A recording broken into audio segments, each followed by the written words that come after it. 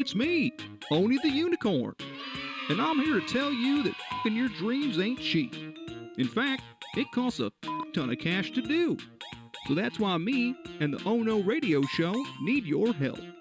Just go to the website displayed below and hit us up with some cash, yo. $1, $5, $1,000,000 if you have it to spare.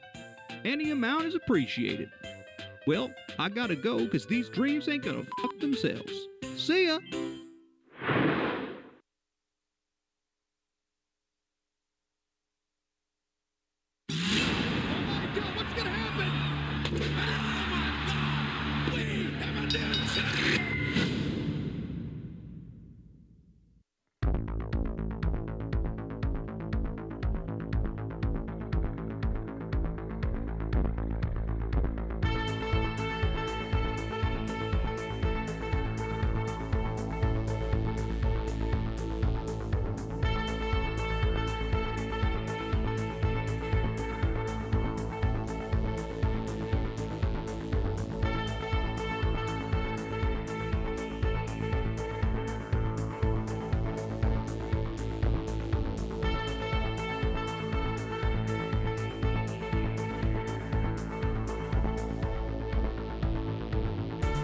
And welcome back once again to yet another edition of the Oh No Wrestling Podcast.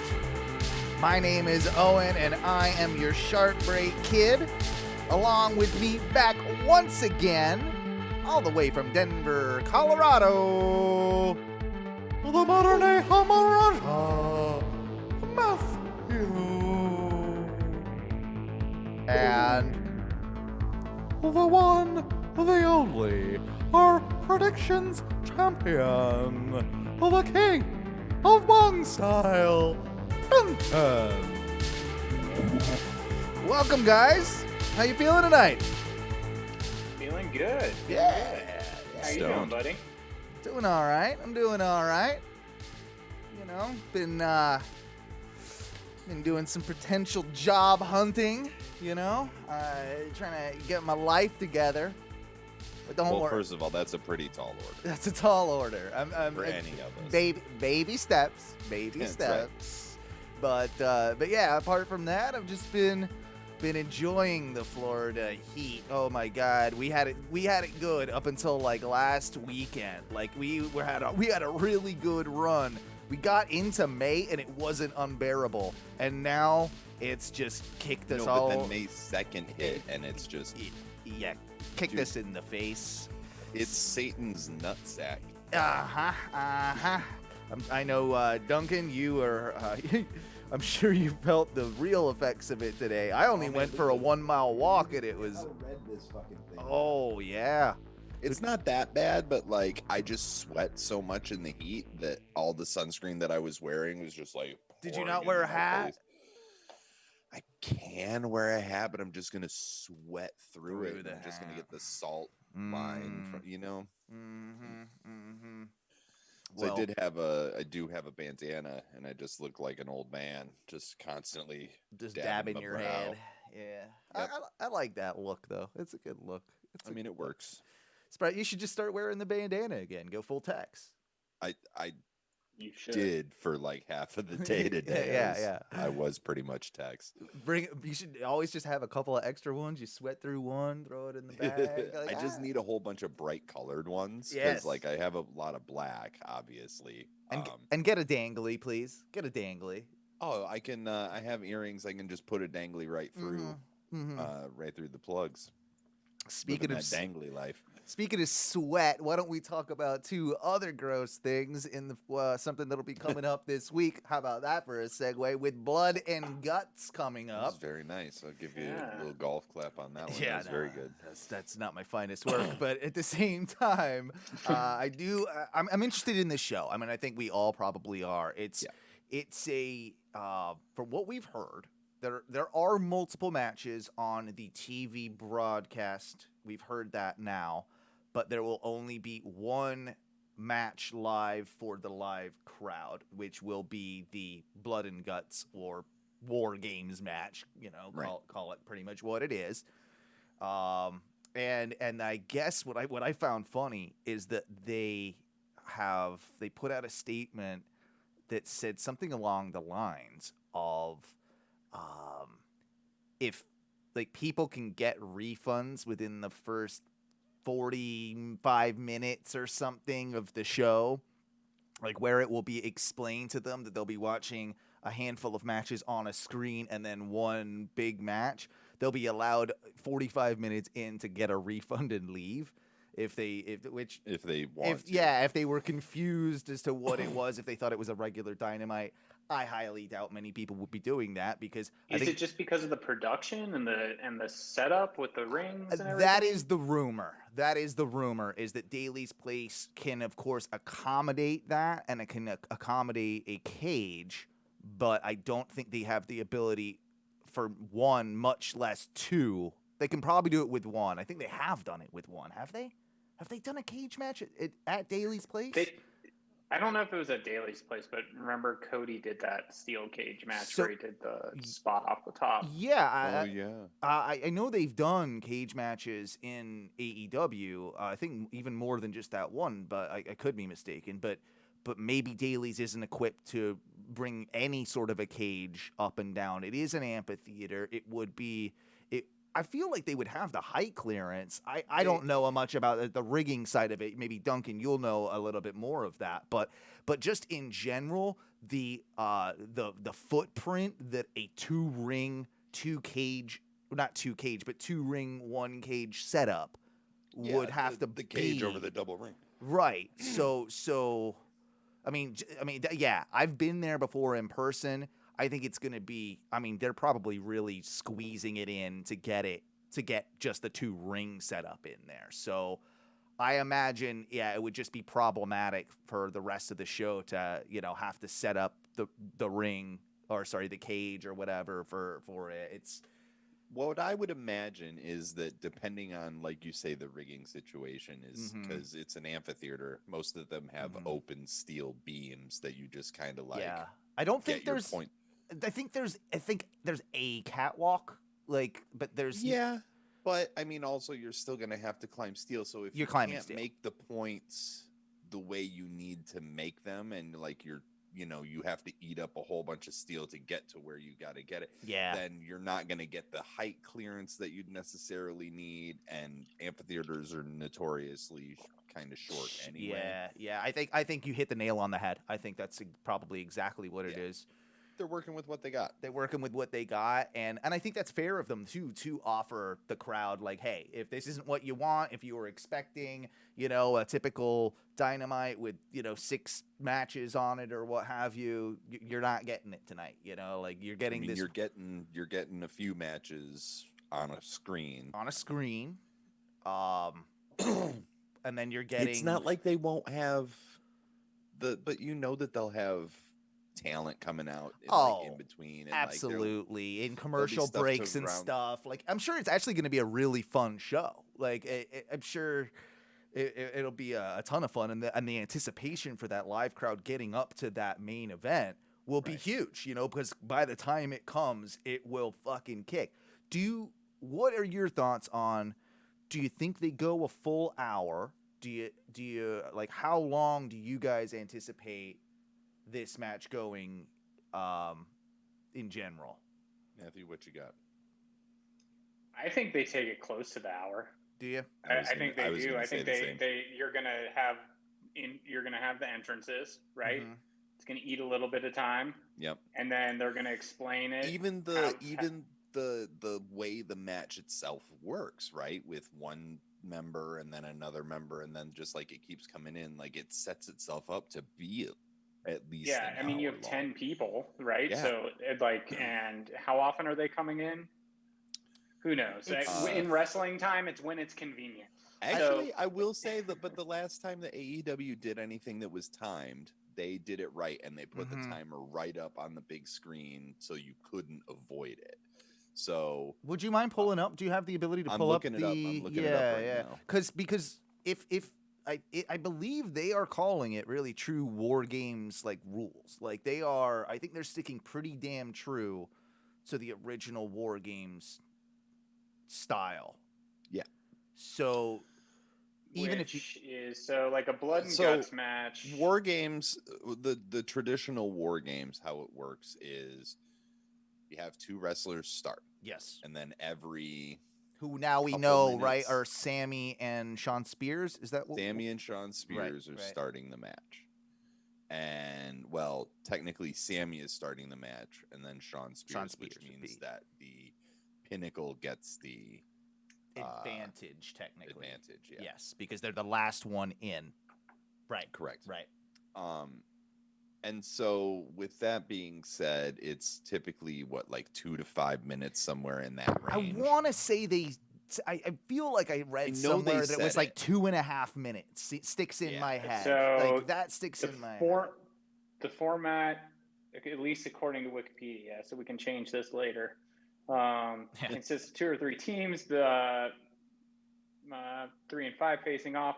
So it begins with one member of each team entering the cage. After 5 minutes, a member from one of the teams, usually determined by a coin toss and almost always the heel team, in order to provide heat, would enter the cage, giving their team the temporary 2-on-1 handicap advantage. After 2 minutes, a member from the other team would enter to even the odds for the next 2 minutes. Entrants alternate between teams every 2 minutes, giving the coin toss winning team the temporary advantage in terms of numbers before giving the other team advantage with the freshest man and evening the odds. And then they continue to alternate the 2-minute periods until all participants are in the ring, and then that's when the match actually starts. Yeah, exactly. And then the match can only be submission pin or submission, pinfall, right? Because leaving the ring, leaving the cage, is a loss. You eliminate yourself at that point. So it's actually but it's only one pinfall or submission. The match is based largely on the original Crocodile War Games rules, with the win condition of submission or surrender, no pinfalls, countouts, or escaping. Okay. Yep. That's right. So you and I both they said did pinfall, say that. but I just No, but it isn't. They did no, say that. Yeah, no pinfall whatsoever. Yeah, so it's just submission or surrender. They use those 2 exact terms, which is interesting. That's the surrender of the whole team, basically, right? They're gonna play this smart, and I think that we're gonna get a lot of really good storytelling out of it. I think the match realistically goes about 40 to 45 minutes. I don't think as the match as a whole, I don't think it goes the full hour. I mean, with the entrances, and the first part, they're going to explain it to everybody. Yeah. And then once somebody wins, they're going to want to keep cameras on for 5 minutes, 3 to 5 minutes, plus follow up if something happens, and with whoever wins, so I think there's going to be that. So I think it'll be close to an hour. Yeah, I think so too. I think it'll almost have to be. I mean, it has to be at least. I mean, you couldn't do really much shorter than a 35-minute match. You couldn't, of actual in-ring action. That would be a fucking it would be. That would be so fast. It would be pointless. Yeah. They got to do. They have to take the event of it to be an hour, and agreed with Duncan, or I forget which one of you just said 40 to 45 minutes. Yeah, for the match they got to do it back. right. But they also have, especially with this feud. They also now, how many matches are we up to with this? It's at least 3. 5, I think. 5. Is it 5? Yeah. Yeah, it's 5. So there's the Blood and Guts match. Oh, okay. Including the Blood and Guts match. Okay, versus QT Marshall. Yep. Kenny and Michael Nakazawa versus Moxley and Kingston. That will be actually highly entertaining, I guarantee it. Oh, absolutely. Nakazawa's going to die. Britt Baker versus TBA. So that could be something super quick, like a squash match type thing, possibly. It could be a squash match, or it could... Chelsea Green? No, she's just got out of surgery. It's too soon. No. No. Tessa. I I'm gonna back out of what all those rumors. That's something that we need to talk about in a little bit because those rumors have been so up and down and back and forth this entire week. They definitely have. And there's some saying that like they never talked about her or wanted her, and like it's just all over the place. And on both the WWE side and the AEW side, it's been like this weird thing where both of them have been accused of, oh, they're definitely signing Tessa, and then the other side's like, no, we got nothing to do. We don't want anything to do with her. And I didn't really realize this, but she's been, she's done this in the past where she's kind of spread fake, shit into the dirt sheets to kind of get her buzz up, to kind of get like all this. That seems that's smart. It's professional wrestling. Yeah. But it's not going to work out for her because if Tony Khan is has banned Hulk Hogan and Linda Hogan from AEW events. We're not playing this game. Right. And it would be such a terrible look for AEW. You'd expect it from WWE. So I hope it isn't really and I hope that side of things is true because my heart sank a little bit when I saw same. I don't really want that. Same. As talented as she is, and maybe one day she can, apologize enough for. I don't know what you do to redeem yourself, but if you can, she's not proven it to me yet that she should be on a stage like this, that someone should be employing her. So in that regard, it would be huge if it was Britt Baker and Tessa Blanchard came out. Half of me wants to see it, but it doesn't. And what does that do for Britt Baker as well, who they've been building so strongly at this point? And I'm not sure if Britt Baker has had heat, if she's one of the people who's had heat with Tessa in the past. I know Chelsea Green has, and I know other people have, but I'm not sure if I don't know if Dr. Britt is one of them. So it'll be interesting to see. And then the last match is SCU versus Jurassic Express versus Varsity Blondes versus the Acclaimed 4-way tag team match for a future AEW World Tag Team Championship match. So this is the match that SCU wins to get their shot against the Bucks, in which they will then lose so that Christopher Daniels can ride off into the sunset and SCU splits. That's my projection on that. No, I think that's very, very accurate. And it fits with their win-loss record and stuff too. They're killing it right now, whether it be on Dark or Elevation or even the odd match on Dynamite. They have been on this winning streak and have said, of course, if we lose, that's the end of SCU. Yeah. Daniels is 52. He's expressed. He's what year is it? He's 51. He just turned 51. Okay. Yeah. But he's expressed, right, quite frequently that his time is, and he's got his backstage role. He's going to end up being backstage and being sort of one of their trainers and road agents and whatnot. And it's going to be. He already is to a degree, I think. Absolutely, but to transition more into that full time, I think is. And dude's been wrestling on the indies since '93. Yeah, man. Wow. But when CD does eventually ride off into the sunset, we are going to have to do an hour-long retrospective of the greatest contribution that he has ever made to professional wrestling. That anyone has probably made to professional wrestling. That's not correct. Even that anyone has ever made. And I would dare say I will propose a propel toast to the one and only Curry Man. I'm already toasting Curry Man. I toast Curry Man every day. I think we all eat curry live on that episode. Oh, absolutely. Yes, absolutely. I will be hot and spicy. You know it. But yeah, how much more sense would it make, though, too, with SCU, of course, with being such good friends with the Young Bucks, for the Young Bucks to kind of write off or send off Christopher Daniels, right? It fits. It fits. So it does. I kind of love and am confused about Scorpio Sky and Ethan Page. They haven't done a lot to really tell a story with it yet. They just kind of were buddies out of nowhere. Yeah. And but I like the idea of them together, and I like the attack of Sting. I like that they like that now we're gonna push into that like Darby territory. We're gonna fuck with get Ethan Page. Like Scorpio Sky has kind of had his TNT shot right now. His TNT championship shot. Yeah, he has. This is the thing. Like I feel that they have sort of wasted these good matches on like people that should have potentially taken the belt from Darby, and there's been a lot of that, and now it's just like, okay, whatever, like let Darby squash some of the up and comers. Because I have a weird feeling though that like this one with the Ethan Page thing and the Scorpio Sky thing, I think it's all designed to have Scorpio and Ethan Page feud. I mean, it might be.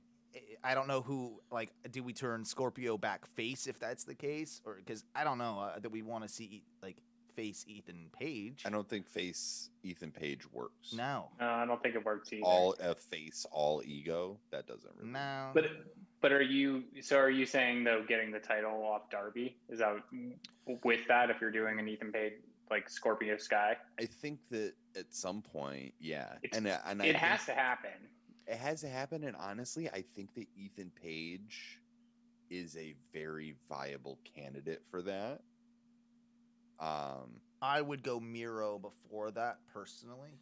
Yeah, but you're a Miro fan. I'm a mark for Miro. And I'll give you guys my not so hot take, but I think Darby has not done a great service to the TNT Championship. I'll second that. He has not had a good or even like memorable run, in my opinion, except for the fact that he was with Sting. A lot of those matches, especially looking back at like Brian Cage and stuff, I mean, all he really did is take spots and get squashed, and then he ends up winning, right? Mm-hmm. And I like Darby, and I have liked him in his matches leading up to this run, but they haven't necessarily made him look very strong, and he hasn't made himself look very strong in the matches that he's had here. Like while he's held the title, like the title has been like, yeah, he's held the title. This is great. Like he's like on this pedestal, but like the matches are like, yeah, he can take a lot of fucking pain and he likes it. Yep. Right. It's not like a lot of offense. And when he does, it's like the skateboard and the coffin drop. And yeah, it's impressive. But like, I feel like he's had much better matches prior to this where he was able to showcase as opposed to just getting beat up the whole match and then having his comeback and doing the coffin drop. And it's like, how did a 90-pound dude fucking do a coffin drop after fucking I tossed him around for 20 minutes? That's half of his character, though. That's half of his character. Yeah, and that's why the kids like him. And that's why he's doing like really good numbers as TNT champion. So in a sense, I agree with you, but I agree with you in the sense that I'm bored with him. I want it to move on. Bored shitless with Darby Allin. And I totally agree with you on that sense, but I think TNT are quite happy because he is that character that kids will get behind. But is that just because of Sting? It's partly because of it, but I think he had it a bit before that anyway, just because like it's the makeup, it's the angst, it's just that type of character. There's going to be a certain percentage of moody goddamn fucking 13-year-old kids that are going to gravitate towards this character. You're not wrong. I just don't think from a fan standpoint that he has done anything for me to elevate the TNT title. There's nothing exceptional. No, nothing that's like making me. I don't tune in thinking, "Ooh, I wonder what Darby Allin match I'm gonna see tonight," because by and large they are all the same, and there hasn't been an opponent yet that I've thought, "Oh, this one he could possibly take it tonight." Like. Maybe there was one. Maybe I'll take that back. Been plenty that could have taken. But I've never really like believed it other than like for a split second. Like I think every single time it would have been like, yes, Darby's gonna take that. And I've said this before about Dynamite in general. They have this problem a little bit of their matches being too predictable as to who will win. Now, they proved me wrong this past week, moving on a little bit, in having Hangman Page lose to Brian Cage. I did not see that coming at all, especially with as much as they've had Hangman been pretty dominant, and they've been pumping down our throats that he's the number one. And all of a sudden now, I love that he is not anymore. It's up for debate. It's up for debate as to who's number one at this point. I mean, Brian Cage has a lot of losses, but he beat the performer number one, so you can make that argument. Yeah. The thing about Hangman Page is they want him to be the guy, right? Like, they want him to be the next heavyweight champion for AEW. Like, you can tell they want him to be their next, like, big dude.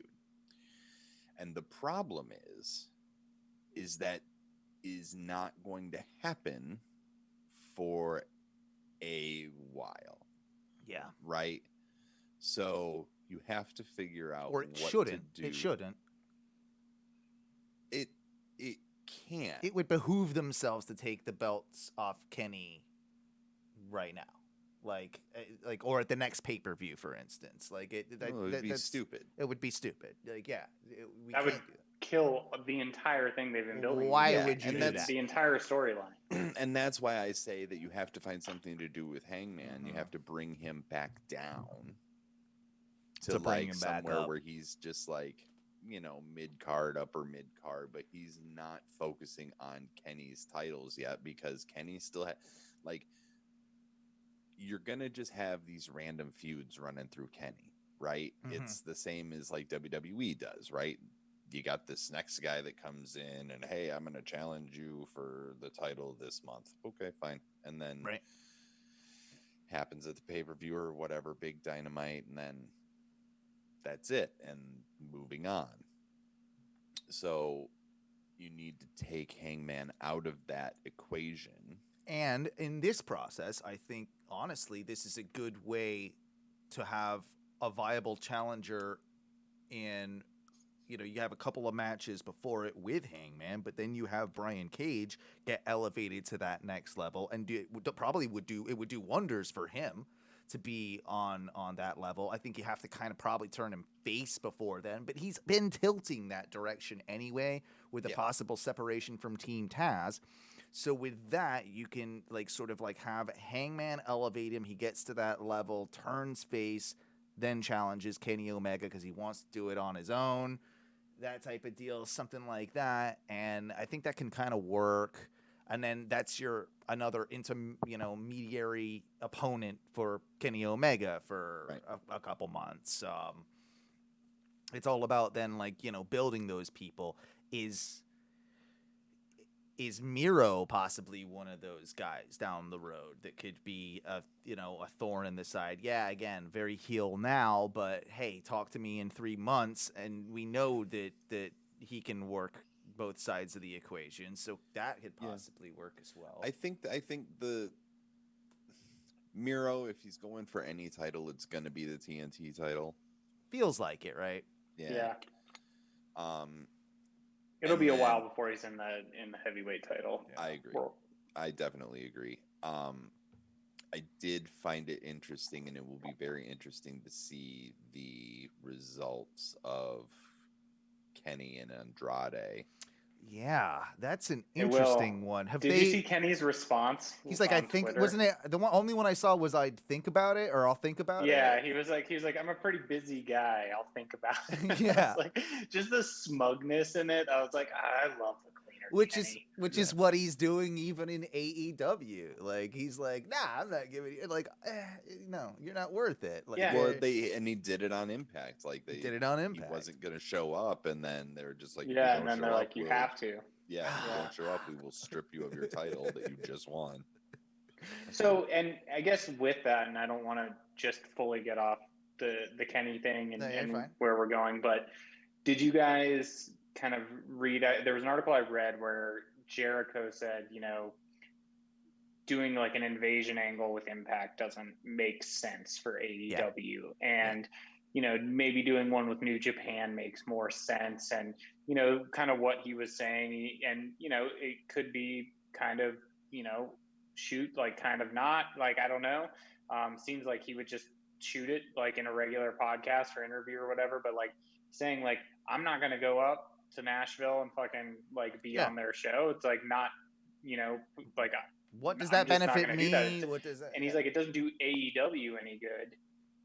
He's like, they're the one. Impact is the one benefiting from this, right? Like we have too many people on our roster, which I was glad to hear him say because like they do have so much talent, and I don't want to see them get into. And I think we've said this before, like they need to get this third show on. They have Dark, they have this other Dark thing. Like they've had all these things. It's just hard to like find. It's not even the name of it. But maybe that'll be the name of the streaming service. But you guys talked about it last podcast, which I wasn't able to be a part of, but it was the first time because I was packing, I was able to listen to live. So I did actually have you guys on my phone. I was watching through Twitch. Oh, good for you. Moving around and stuff, but I listened the entire time. Well, by the way, that's a good time for a plug. If you are listening on the podcast, we do like to do these things on Tuesday nights, usually between 8:30, 9 o'clock. We usually hop on twitch.tv/ONRS live. Hey, if you're going to mention the Twitch, I'm going to throw out my plugs, buddy. Yeah, I mean, you're not wrong. To prove the point, you can fucking be packing a house full of shit to throw into storage and, be basically living on the road and in an office. So, and you can do that while watching wrestling on Twitch. I don't know if that makes your life better or worse, but it made it fucking better. But I'm glad that we're with you. 2 hours, it made it better. That's all that matters. That's what we're here for. Before we move, you guys talked about the streaming part of it and the streaming part of AEW, and they're filming all of this content and stuff. And so the idea that I had when I was listening to you guys talking about that, and then I'm like hearing Jericho. Oh, basically with the point of just in general, if they didn't hear the last show, but I think we were talking about how like they're filming all this content, they're backlogging all this stuff to have something for a streaming network possibly down the line. Is that kind of they're just building a back catalog of stuff like besides the live stuff. Yeah. Can you guys imagine? I'm sure they have such fucking cool backstage footage for things like an AEW. It's not going to be called 24 or Untold or whatever, but they're going to have some cool fucking documentaries and things like that. Like they've been filming all of this since day one, like because they were doing with Being the Elite and all of the things that they're doing. Like we're going to get to see some really cool stuff when they actually do put it together and release it. So I guess what I was thinking is, when they do have all of these people, right? And Jericho says that we have so many people, we don't want them to get lost. We know Tony Khan is like, we're going to make Dark like 5 hours long because I want everyone who showed up to fucking wrestle, right? So and good for that, but goddamn. But it's hard for all of us to watch wrestling any night, like every night of the week, right? It's on all the time. And so to stick with those storylines, I guess for AEW's sake, sure, the top performers and such don't need it, right? But the ones who are always on Dark and such, like, I think they definitely need that exposure. But do you think that exposure is going to come more with the network? Do you think that demand is there? Because I think that's the big question. Is the demand there for a network for AEW, or streaming network, I guess, or platform, rather? It would be if it included the pay-per-views. The only way to do it would be the WWE style, and to have this somewhat of a back catalog, but it would have to include the pay-per-views. Otherwise, you're going to have a hard time selling it. Yeah. There's just not enough. There's not enough there. Not when you can go to YouTube and just pull up the playlist of all of the old episodes of Dark and Elevation. Yeah, and they might take those off of there one day. Who knows? But I think that would be foolish, and they probably won't. But those shows would probably migrate over there eventually, and it is hard for me to see how AEW does a network that doesn't include their pay-per-view. Yeah, it's impossible in my opinion. Yeah. But it gets sketchy because of course I know they must have deals with Fight TV, and we know Bleacher Report and that type of deal. So I don't see it coming for at least a year or two. Like, this is probably something that's a long play. And absolutely. And I think that we're going to be in what we're in right now for quite a while. But I also think that's why Tony Khan is trying to do these more and more of these specialized dynamites, so that at least we get more tastes of what might be eventual pay-per-views that down the road might turn into something bigger and is giving us the taste of the blood and guts, which could become its own pay-per-view. We could easily see that, right? Like, that's I feel like that's sort of what this is. It's a test for adding another marquee event. I agree. Before we get too far on with everything else, who you guys? I mean, I know this is not for predictions, championships, or anything, but I mean, if we were to, it's always for bragging rights. But I'm just curious. Like, I think the Pinnacle has to win this, right? The blood and guts match, or are you guys the other way around? I don't think they have to. I think it's smart for Pinnacle to. One, they're newer, stable, and also Inner Circle has taken some hits recent. They've proven that they are penetrable, for lack of a better term. But it's like you can get through to them and can knock some of them down and get some wins on them. They're not like this bulletproof, stable where they're winning everything and fully dominating anymore. But there is the opposite side where I then think, okay, well, they then have had these things happen to them, and there has been the thing with MJF and Jericho. If they're going to continue the Inner Circle, a full-on win could mean a lot, right? Right. It could at this moment mean a lot, but then when I go back and forth, it's just kind of the Pinnacle is so new. That's my thing with it. It would feel weird if that needs to maybe be put over more than the Inner Circle, because whether or not the Inner Circle fizzles out or rebirths into something via this or something else, it's going to be what it was. They were fine. They made a bunch of money, and all of the people in the Inner Circle are going to be fucking great. Here's what on their I think. Own in the Inner Circle doesn't matter. Here's what I think. I think that the Pinnacle will win because I think that Sammy Guevara will defect. I don't hate that either. I don't hate that. That's a good call. I think that he will cost them the match, and he will align with the younger sort of because he and MJF have that. So dude, I can just see it working out, because then you still keep you can still have everybody in the Inner Circle look strong, and you can still have Santana and Ortiz, Jericho, Hagar. If they choose to still be the Inner Circle, they can. If they want to sort of split and go their own way, they can. It's a very That's good booking. I like that idea a lot. And I think I texted you after the promo last week, what did they call it? The parlay. Parlay. I think the story in this match is really between Sammy Guevara and Shawn Spears. I think that's going to play into it very, very heavy based on their back and forth that they had.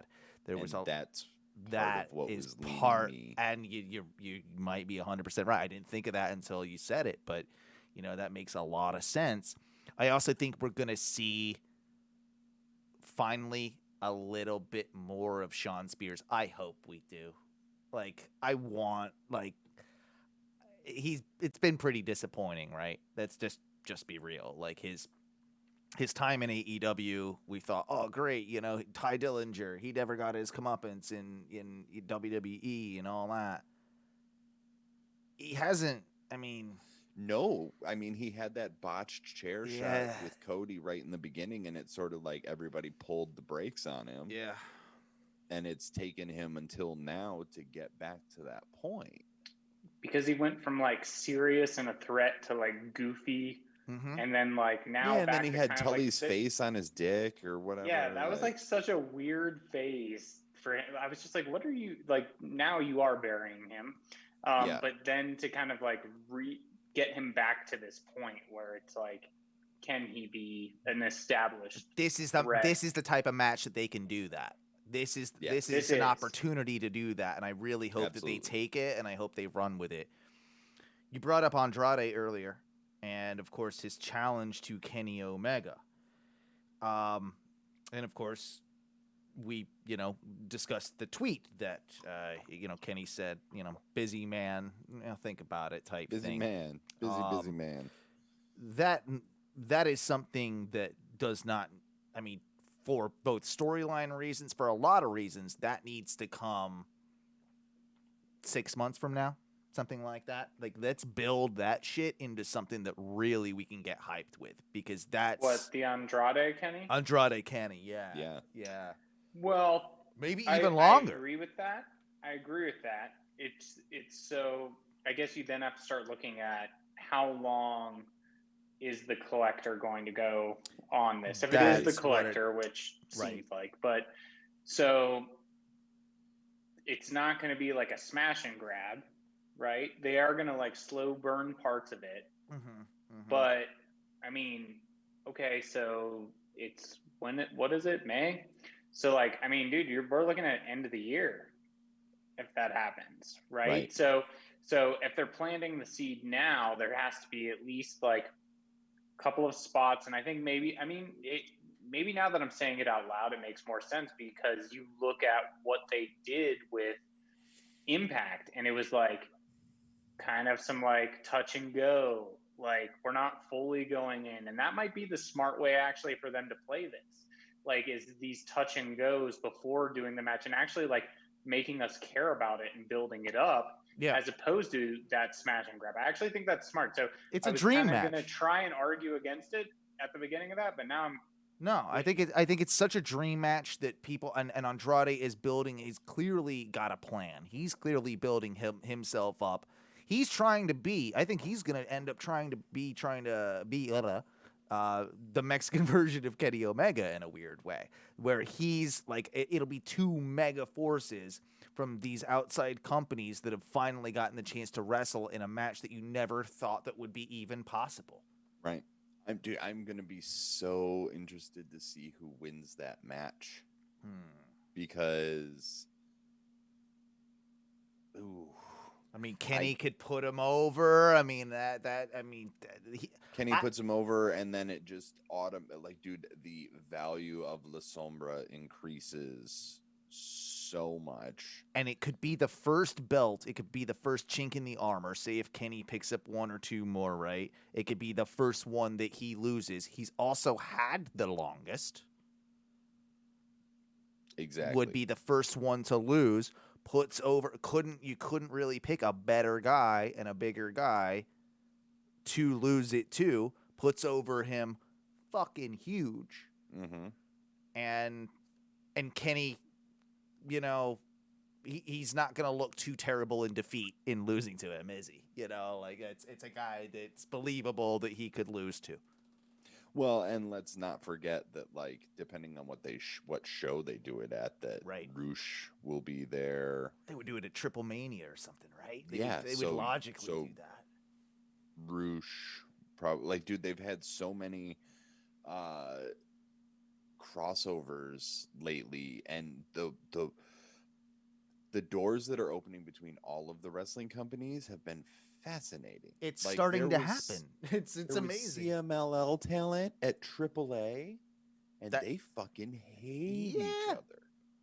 They absolutely fucking hate each other. And with sticking with Andrade news, I know I should call him just La Sombra now, right? He's still going by Andrade. Okay, fair enough. But you can call him La Sombra. You can call him Mr. Flair. So you probably know a little bit more about this, but has he signed? This is a brand new promotion, Federacion Wrestling. Federacion Wrestling. Yeah, I didn't butcher it too horribly, I don't think, but no. You just gotta add that flair onto it. Add the flair. So all right, the people that I saw for this on there. I know Penta and Phoenix were there. I have the poster pulled up in front of me. Roosh, right? Is this Roosh's baby? I don't know whose baby this is, to be entirely honest with you, but it's a brand new thing in Mexico. brand new promotion, and on the poster for their very first pay-per-view, Roosh, Andrade, Dragon Lee, Penta Phoenix, Bandito, Matt Taven, La Bestia, PJ Black, Ray Horace, some luchadoras I don't know. Yeah, there was plenty of them there that I didn't know as well. And several like still sort of like shadow, like we don't know who these people are going to be. TBDs. So that's going to be ridiculous. It'll be interesting to see what they do with it. I'm more interested in that than I am with Flamita. With Andrade's first match back. Well, I'm really wondering though if Andrade, because when's the Del Rio match supposed to happen? Like July, right? That's the match I'm talking about. Yeah, but I think he may end up having, like, he's going to be on that Federation show in June, so I wouldn't be surprised if he might have a match then. That's cool. That would be better. So, yeah, that would be probably better for his image. When I saw that was another one that I was just like, yeah, well, it was the same response I had to the Tessa Blanchard thing, honestly. Yeah. It was just like, no, this is not a good look. Like, more this time for a wrestler than the promotion. Like, I'm more concerned about AEW or WWE in the sense in hiring Tessa Blanchard than I am, the other way around. But with this one, it's like, Andrade, like, no, don't do it. Don't do it. Don't do it. Don't do it. Like right away. Like, I mean, why would you do that? It's terrible. It does not have a good look, right? No. I was a little bit interested in that. Just in the fact that it's on the U.S. side of the border too, right? I think it's in Texas. I want to say it is. I believe so. Doesn't matter. I mean. Right. But I guess it does in a weird way just because it's goddamn Del Rio. Like, it matters a little bit more somehow. God. Yeah. It does because it just, I don't know. It leaves a bad taste, I think, in a lot of people's mouths. I mean, I think we all saw the reaction on the internet as soon as that was announced. It's like a possibility. And everybody was like, everyone's like, don't do that. Don't do that. Like, come on, you just got out of an abusive relationship. There's no don't get into another one. Stand trial for kidnapping. Yeah. I don't know what he told you, but it's not going to happen. Here, this is Paige's number. You talk to her. I don't know what he told you. I don't know what anybody told you. It's just like, but it was a lie, and they should be ashamed of themselves. Because he's not a draw anymore. No, I don't. Definitely not a draw. Like, literally, he gets people fleeing. Yeah, they run away. What's the opposite of a draw? I don't know yet. Yeah, I don't know either. What do you guys think about this? You're talking about, like, doors being opened and everything. The possibility of WWE working with MLW, Major League Wrestling. It sounds like. I mean, again, with the dirt sheets, who fucking knows? But seems like it's kind of legit, right? Okay. Right. This is them doing their, like, oh, look, we work with everyone. Like, we're open to... until you buy them. Would it be cool to see Mil Mascaras in, like, have a match with, like, Drew or something? Yes. Sure. Swerve, I'm sure, would probably go back and have some good matches. Like, yeah, who knows? Like, does the I don't feel like, does the MLW talent come over and just get swatched in an NXT match, or is NXT going to send people to MLW? I know they the whole thing, they've already botched it in my mind. Their fucking storytelling and their writing is fucking so bad that there's no way they can pull any of this off right now. And they're just, if they do, they're going to revert to something they've written in the past before and hope fucking God it works again. WWE? Yeah. That's it. I mean, they're literally like, okay, this happens. Like, here's our reaction. Fucking autopilot. Also, we did it like The Simpsons did. WWE did it before. Yeah. We'll do it again. And like, I like MLW, but it's a it's an indie. I don't think that's a pull for a lot of WWE fans. No, like that's no the thing. one, Like, no like, WWE it does fan a gives lot a for MLW, fuck. but it doesn't do a lot for fucking the casual WWE fan or like the No. kid watching a Friday Night SmackDown or fucking anything like that. Or none of us who watch Raw. And I doubt it's going to be anything main roster. This is going to be centered around NXT, which the casual fan already has problems with adapting to. So, like, add another layer on top of that, then you're just asking for trouble.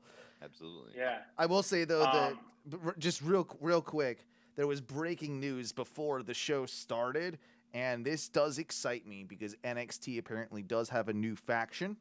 Yeah, You looked it up? Did you see some of that? I saw it on Instagram. Yeah. I was tracking on Bleacher Report for a little bit, and then I dropped it, the live tweeting of it. Kind of like this. It seems like it would be like led by Swerve, which I'm into, and Ashante the Adonis would be there. AJ Francis was there, and Brianna Brandy. So this actually this could work. This is something good, I think, for NXT, and I feel like they needed something like that, and I feel like Swerve needed it too.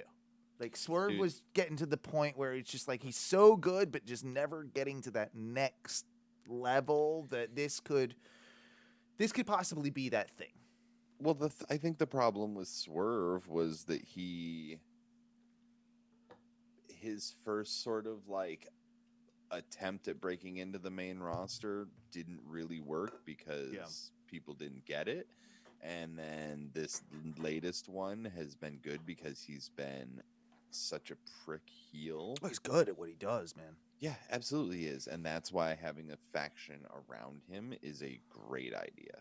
Yeah. I mean, like, send Cedric. Well, he can't do that with him, but send Cedric Alexander down back to NXT and have him be in that too. Like, because they ruined the Hurt business, so fucking put him. Oh man, figure something out. So sad. Yeah, he. God damn it, that is so sad. But as far as NXT goes, I don't know if this is true 100% because I didn't do my research completely. But I think that Dbry got moved to the alumni section of WWE.com. He did, yep. And then I know there were a lot of rumors. You called it early on, Duncan. You were like, "Oh, what if he? I literally was mid bong rip, and I'm just like, what if Dbry goes to NXT? And I'm like, yes, at the moment. So many matches, dude. So many matches. Give me him and Finn. Give me him and Cole. Give me him and Gargano. Give me him and Ciampa. The list goes on and on. It would be so good too because he gets to work with Shawn, and he gets to work. Dude, I think Adam Cole and Dbry. That's the match for me. But who would you guys Adam Cole pick? versus Daniel Bryan versus any of the Undisputed Era. Yeah. Because he would have to be face probably coming into NXT. One would assume. I don't think there's any way that he would be it's impossible. As anything but a face. Mm-hmm. Dude, him and Karrion Kross. See, that's the weird thing, and I know that can change, but they're presenting Kross as a face right now. It's very interesting. They are though. Like I don't get it. like they're presenting him as a face, but he's not presenting him as a face. Okay, so it's weird. It's weird. I don't get it. And like his imagery and everything doesn't really work as a face. Doesn't shout face to me. No. Not at all. No. Much in the same way that Aleister Black's entrance is not like, you know what, this guy lovable. I tell you what, I think he's a good. Grandma would like him. Grandma would like him.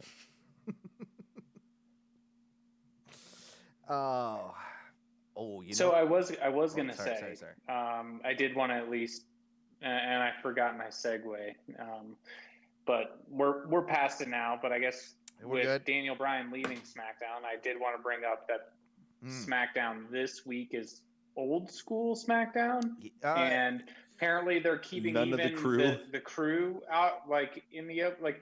I think maybe like Vince just like blurted it out, like probably in like a fever dream or something like that. What's like, that or when he's like Instagram squatting thing, at the like 4 throwback? a.m. He's like old school SmackDown. And someone was like, write that down. Someone write that down. Do it. You know, like because I don't know what that means. And the way they're advertising it is like it's totally 80s, and I'm just like, SmackDown's not 80s. Was not in the 80s. SmackDown came out in like 97.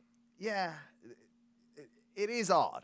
It is odd the way that they're doing it. And there's only like 2 matches or something. Like there's the rematch. Well, that's most from WWE WrestleMania shows. with Seth Rollins and Cesaro. Oh, okay. God, something else. I mean, I don't know. The whole thing just doesn't make sense to me, especially when they've done so much work trying to repackage and rebrand SmackDown as this, like, you know, with the cameras they're using on the entrances, with the stats they put at the side, like all of these things, like. We're gonna get a virtual fist. You know how they do those virtual fucking things? They just do a virtual fist, and I love virtual fisting. That's not gonna be the first time Vince has virtually fisted all of us. Yes, exactly. No, that happens every Saudi Arabia show. Yeah, but I will say on SmackDown, since we know none of that, I just wanted to see if you guys had any idea. But you guys did talk about it on the last podcast. But I will say I have rewatched a couple of times just the entrance, and fuck Roman Reigns' new music. You don't like it either. You said you said it was generic, Owen, and I agree. You said you didn't like it, Duncan. I agree. But like, dude, how did you not have something like? Okay, first off, like I don't hate the whole, it. like, I don't choir thing, like building hate it. That's a fucking nobody cares, go harder thing. So again, we wrote that. Oh, gotcha. But beyond that, it's He's also right, like you need to fucking. For someone like him, drop that right away. It needs to be like a fucking, and I'm not saying it's got to be like a Stone Cold, but it's got to be like a fucking like glass break into the hit. That's the whole point, though. Smell what the Rock is cooking into the fucking music. Like that's it the can't whole be this, point. like, is he makes you wait. He did it at the last thing. He did it that one time, and when they hit it on the second round, I thought that was genius. But it worked that one time. It didn't. It doesn't work every time for me to be sitting around waiting, because now they're actually getting me to fucking hate the guy. I mean, yeah. And I don't know if that's what they want. To like legitimately hate him, not just like character hate him. But yeah, like I heard that shit on I was like, oh. It's just super bad. It's bad. I think and you know he has to stick with that now for a couple of years. I don't think it's super bad. I don't think it's perfect, but I think with a couple tweaks. For a couple of years? I think they always tweak that shit, man. Like they're good about doing that, and like they'll get there. No, they're good about ruining people's entrance music since they got rid of Jim Johnston and CFOs. Well, that's a good point. That's one of the bigger problems is that they don't have the backing to do it right now. Whoever they have doing it isn't doing the best job. No, whoever they I'd agree with that. Sucks. Yeah. Like, the beginning of Roman Reigns' new music sounds like the beginning of some gothic instrumental black metal shit I'm about to listen to when I was like 17. And trust me, I'm into it, but then it goes the other way and I'm just like, Vince figured out they have GarageBand and what that was. He's like, CFOs, get rid of them. Use the loops. Use the loops. Yeah, the Apple does them. We got it. It's just generic. Yeah. Yeah, it was very generic to me. To your point, Duncan, it's like the things that you feel like you could have been listening to a long time ago, but it's like, yeah, because someone's now put that into a catalog that you can just pull from and like mash it together. There's nothing about it that's like, I'm a hard-hitting badass. Like, I don't get that from his music, which is what's needed. I guess they're maybe taking away that, like, yes, he does personify that in the entrance and how he holds himself and everything, even without saying anything. But the music's got to hit for me. I guess I just don't hate it as much as you guys do. I think it's one of those that will eventually just become such a norm that you won't care. And I think that, think about how many times you say that, but think about how many times Seth Rollins though has like changed his music and adapted his music over time. Like I think that they do that a lot more now. Like especially with with more generic and less iconic themes, and it like with something that like maybe I'm sure that they saw the response on the internet. It is, I would say, pretty 60-40 in favor of dislike. Like that's kind of what I've seen. I think that it's a pretty even split of people who like it versus people who hate it. Yeah, it might be closer to that. I was gonna lean more towards you guys' stance, but in the sense of that they will look at it, and much like when Keith Lee's wasn't exactly perfect, and they kind of have adapted that, and that's gotten better. They're gonna look at this. They're gonna make tweaks. They're gonna make tweaks to it, and I think it will improve. And I think they can do that week by week. And by the time that they're done with it, it'll be probably something that barely resembles what it is now. So I'm not terribly worried about it. Is it kind of shitty for their biggest star at the moment who doesn't have something that instantly we're like, oh, fuck, that's awesome? Because that's what it probably should be. But do you want your biggest heel having that? Yes, he's not fucking Mr. Perfect. Yeah. Well, and also it's if you're gonna eventually down the road, it's not gonna happen for a while. You're gonna wait for him. He's gonna show up to the table when he wants. He's the head of it. Blah blah. But if you eventually want to have like any of that, like the surprise factor, him showing up or something like that happening, you got to cut that intro. You can't have like fucking 30 seconds of like that and then it hitting because you know what's happening. You need to have the music hit and he's in.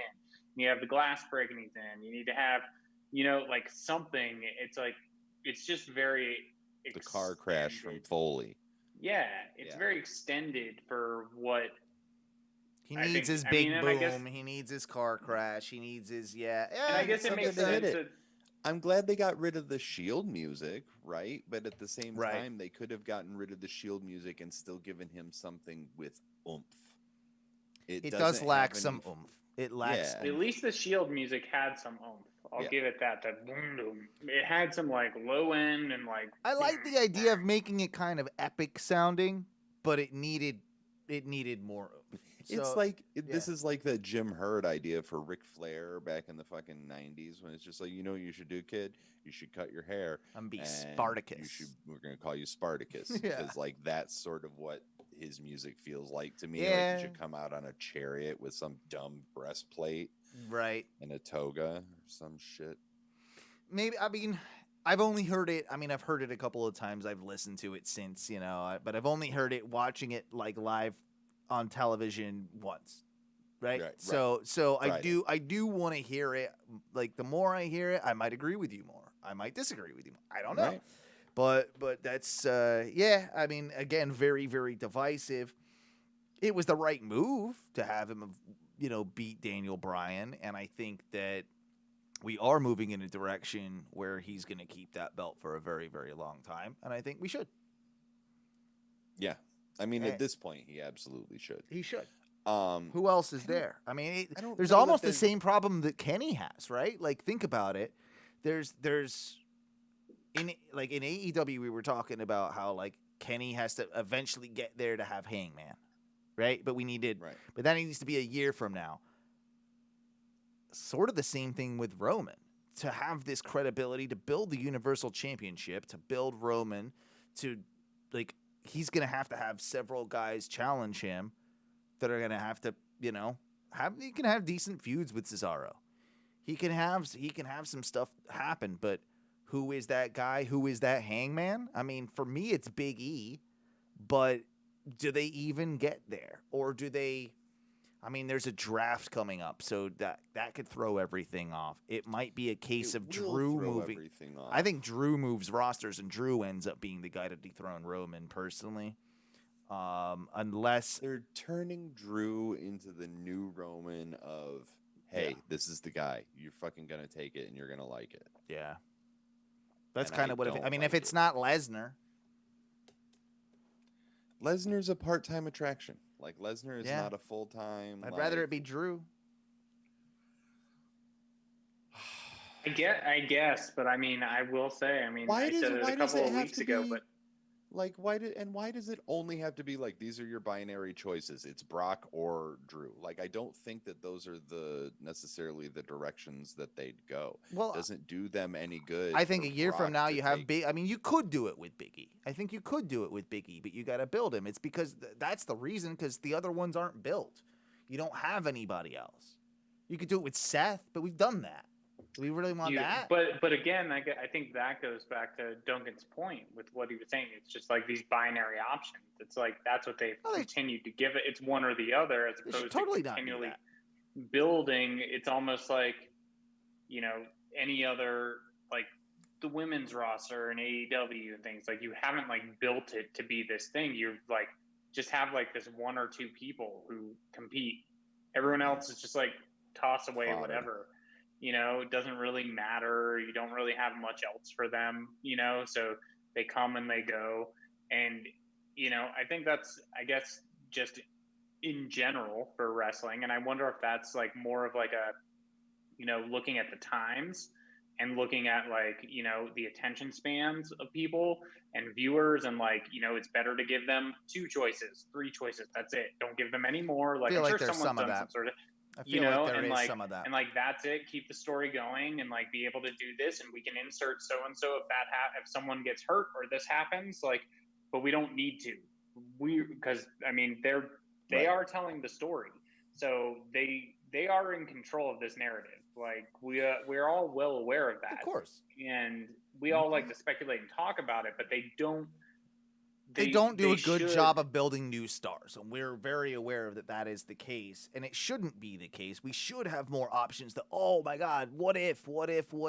As much as we want to say what if with Cesaro, are any of us really thinking that Cesaro would defeat Roman Reigns?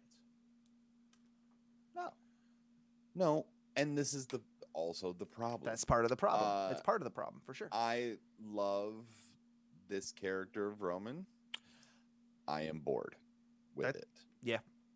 I am bored shitless with this character of Roman, because I understand that. Like, and I'm bored as shit with Drew's character. Oh, I think I'm more bored with Drew's right now than I am Roman, if I'm honest. I'm definitely. I've been bored with Drew for a little while. I've been bored with Drew for a little while. And I don't even think it's his fault. Roman's just a chicken shit badass. Right. You know what I mean? Like, he's not like a legit badass. No, he's not. He's a punk bitch who needs his cousin to come in and equalize shit for him.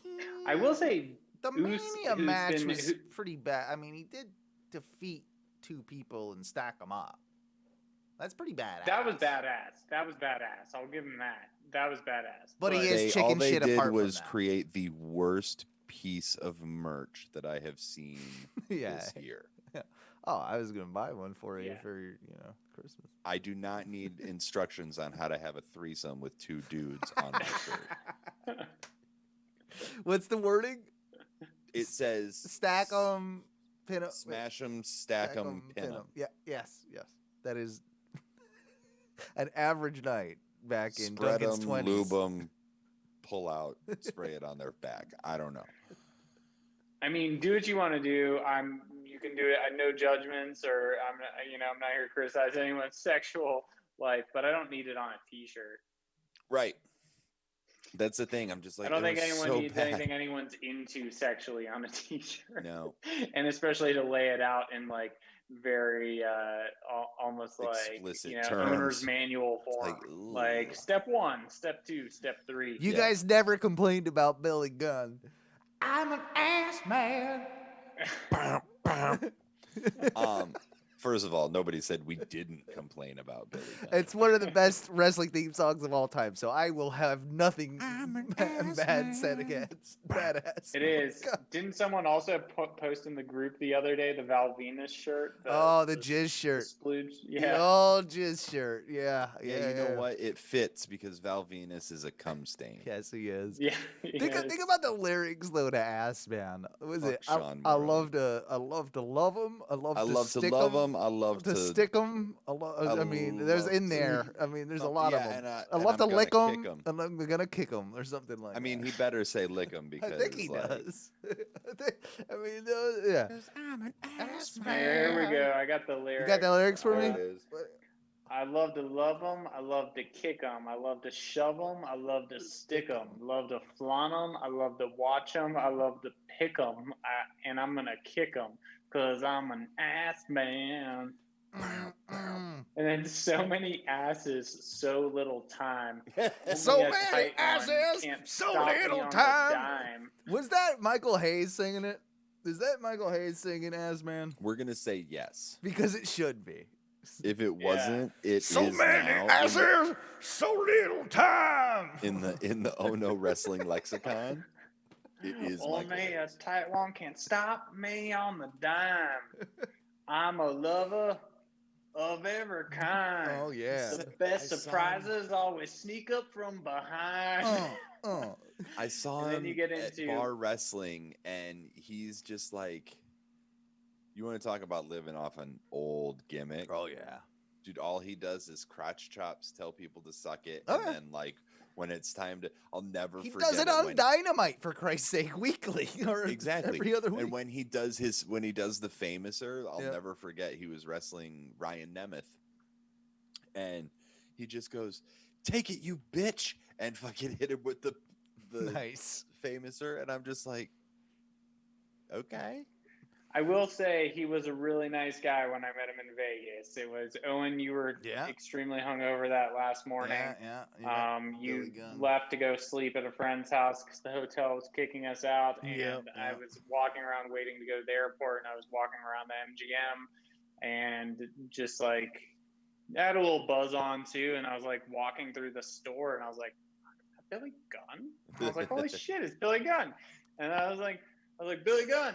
And he like turned around and like he was super nice, like turned it on real quick. Like his wife was like, do you want me to take your phone and take pictures? And that's like, cool. Blah, blah, blah. Like they were very cool about it. And like I didn't take up a ton of time. I was just like, hey man, can I get a quick picture? I was like, hey, been watching you for a long time. And he's so much bigger. He's so much bigger in person than you really think. Giant. Like he is a picture of me and him together, and like he's fucking huge. Yeah. And he was always presented as like a middle-sized guy, like in WWF or WWE. Yeah, no, days. he's a like big dude. He's a big dude. He's bigger than. What do they bill him as? Like, he is. I think he's like 6'3". I'd say 6'4", 6'5". Yeah. No, 6'3". 6'3". 6'3". He looks so much bigger. Like when I've seen him in the ring. 6'3" and how much? 260. Yeah. Yeah. I'm 6'2" and 260, but I'm round. 260. Yeah. Like I'm 6'2" and 260, but I'm just very pudgy right now. I don't know. He seems even bigger than you, but like he is bigger than me because he's got that muscle dude. definition. I'm just flabby. Oh fuck! I can't believe we haven't gotten to it yet. This is the best news that's like ever not ever happened. But has happened in a long time. I think we can all be very excited about something that happened on WWE's main event. Did you hear? I did not hear. Oh my God. Ladies and gentlemen, the one, the only, Jinder Mahal. Oh, I did hear about Thank this. God. Is back. And he is not only back, but he is back in style. He has defeated Jeff Hardy, all right, with the help of his new goons. He's got a new stable, and I don't know the name of them, but they did wrestle. Remember they did that India, not pay-per-view, but network special. They did a special, like, Shou. The one we talked about and never watched. Yeah, the super Shou. That thing, whatever that was. These guys were on it. I remember catching some recaps and seeing a little bit, but I never watched this show. But there were two guys on there that were very big Indian performers that kind of have longer curly hair. I think they had a bit of face paint on. And those, I know who you're talking about. I was hoping it was the Bollywood boys. They almost look like wild Samoans. I'm not even kidding. They're the Indian wild Samoans. I'm not even trying to be racist or anything here, but they kind of have that look to them, right? No, it's just natural. We know. Yeah. and yeah, they at the end of the day, I do think this is probably a better two guys to have with Jinder right now than, say, the Bollywood boys were once upon a time, right? So, Sing of Indus Sheer, and Shanky. Indus Sheer. Yeah, I think that's right. I do not know much about these guys. I have seen that they are big boys and they're bruisers. They kind of remind me a little bit of an Indian Authors of Pain in a weird way. Like they're just the tough dudes or whatnot. Yeah, I gotta say, I miss Jinder's hair. Oh, you're not liking the. No, I'm for it. I like it. I'm looking at him without it, and then there was a picture with him with it, and then I'm like, but then I saw the turban when he walked in. I'm like, oh, I was like, and then I looked, I'm like, oh yeah, it works. It totally works. I think it's fine. I don't hate it. Yeah. It just doesn't remind me of the Jinder I fell in love with. You know. Well, at least he's back, and I think they're going to probably do something with him. If they did something with him the first time, and now that they're yes, it's on main event, but it could be to also just get these guys into the fold as his new lackeys or whatever. If they're already giving him lackeys, that's got to be a good sign, right? That they're going to throw. I hope so. I hope that it's a sign that they're starting. We all know different. We want the Jinder Drew Mahal. Ooh, the Jinder Drew McIntyre feud. In a Punjabi prison. You're. I can't hear you, Duncan. I lost. Yeah, I can't hear Duncan either. Oh yeah, it's because I got high and turned the mic. You turned your mic off, but you didn't turn your camera off. So you just did I don't care about the wrong the way around. Next time, turn the camera off. No, leave the mic. No, I'm not going to turn the camera off. Well, we're on Twitch. But they do have guidelines. I'm actually happy this is happening because I actually didn't know this happened, so I just looked it up and quickly read. But I love that he's back. I agree with you that I don't think they would have given him new lackeys if they're not trying to do something. I don't think they're going to rush him. And beat Jeff Hardy. It's not everybody beats Jeff Hardy. They could have had him beat Drew Gulak. I don't think that Jeff Hardy is a bad person. It's just to have him beat. It's just main event. And I don't know if that's them trying to bring relevance to main event. I think it's purposeful that he did beat Jeff Hardy because this is a bigger name, and I think that I think it totally gives him a little bit more credence and wow. Well, it's just kind of crazy to me that those guys aren't wrestling. Neither of them are on a main roster spot right now. It's just you have 3 hours on Raw, and you couldn't put that match on Raw. Yeah, exactly. You had to put it on main event. Good point. Very good point. What we did get on Raw, though, was something that I'm warming up to, and it's the new tag team of Rkbro. Yeah. I'm kind of digging it. It's that, it's the odd couple thing, right? Of course it is. It's the Randy who is making fun of himself for being a boring turd, and then the fun of goddamn Matt Riddle or Riddle just tooling around on a scooter. Hey. So what if you think about this? And what did you think about this? He's just Randy's just lock. Give me the key. Yeah. That whole thing was awesome. I loved it. It was so good. And the match was what it was. It was a match also with Elias and his dude, fucking that one. Fuckface. Yeah, that guy. And you know, obviously we knew that Rkbro would probably win that match, and that's fine. And it was what it was. But there was just those little bits of comedy, and I think, like, ultimately, we've both come around in recent years about Randy Orton, and he's been doing great work over the last couple. He's such a cocksucker, but he's great. He is. Like, he is. I never really wanted to admit it. Dude, he's gonna be in the Hall of Fame. Oh, he's an instant. He knows his character so well. Like, and this is a nice little, after, especially coming off this whole thing with the Fiend, like, this maybe adds a little bit of levity. This gets him away from that. People will forget about that because he can move into something more entertaining, no matter how you look at it. I realistically see that Riddle and Rkbro will end up with the tag championships. I think they're going to have a run with them. Yeah, I wouldn't be surprised. They love doing this odd couple with the tag team championships. They've been doing it for years, so it doesn't really surprise me that they would do that. What do you think of the whole Mansoor thing, though? That was weird, huh? I was so happy to see him get called up, and then I'm just like, oh. I mean, it was by DQ. But it doesn't matter. It's still a streak broken. It's still a streak broken, which was up to. He was 49-0. Was it 49? 49. 49-0. It was undefeated in 2021.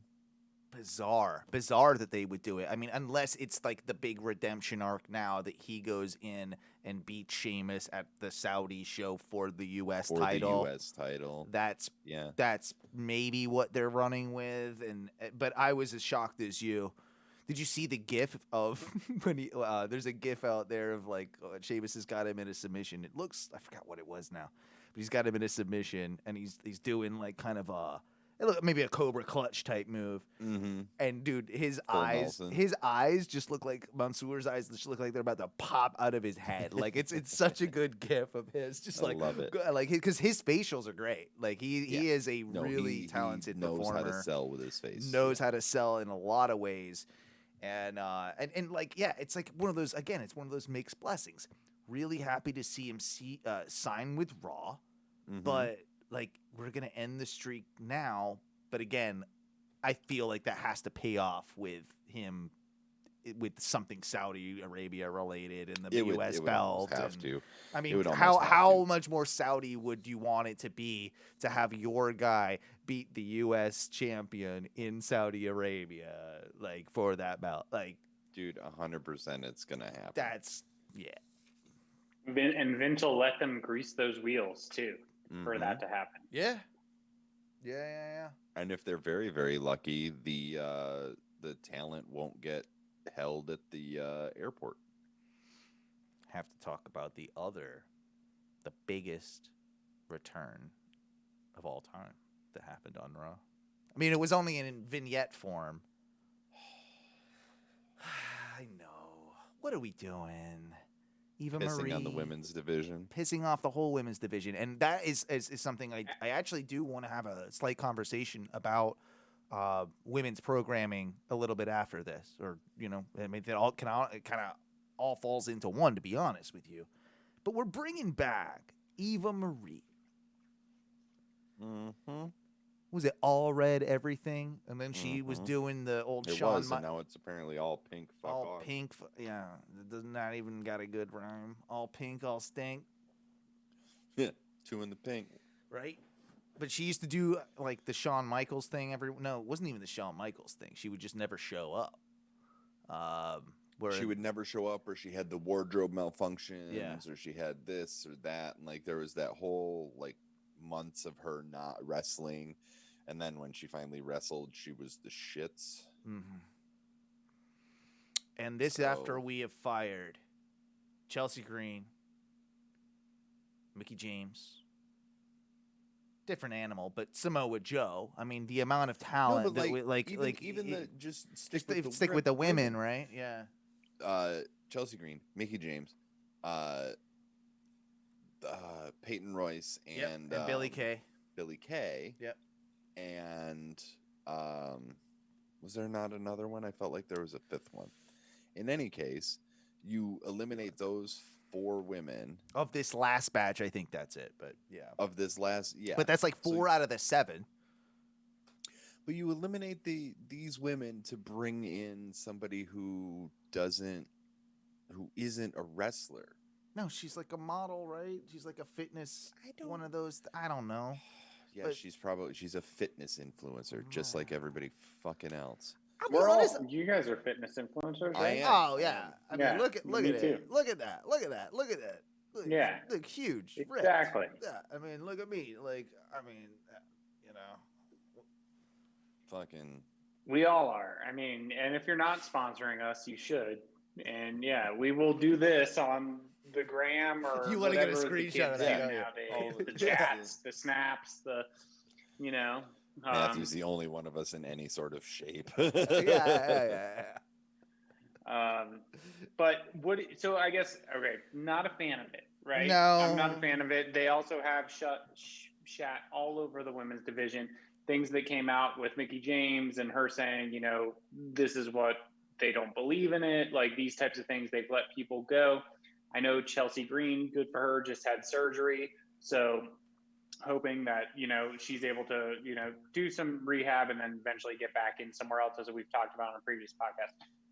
But did they do the Eva Marie thing because of Parker Bordeaux and because of his affiliation with her? If you remember, I have no idea of that. I have no idea. They did the picture together and they were doing a watch party and they've been rumored to be a thing. That's like that new Brock kid. Not that's like the a thing one outside of the ring, but a thing together. So is this how you start eventually getting Parker Bordeaux into the mix?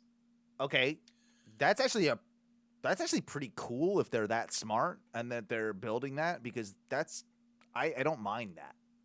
That at least gets me over it gives me a reason for her to be there at the moment. So not wrestling. Right. I thought my initial thing was, number one, I'm glad she's going to Raw. If it seems like it is, right? Like the vignettes were on Raw. I would assume we're going to Raw with Eva Marie. I don't want her tarnishing SmackDown with the bullshit. No, but I also don't want her fucking around in the whole Rhea Asuka. Well, there's that whole thing too. Well, I mean, Charlotte is going to win that belt back, and then there's going to be the redemption arc between Rhea and getting it back from Charlotte. Charlotte will pin Asuka.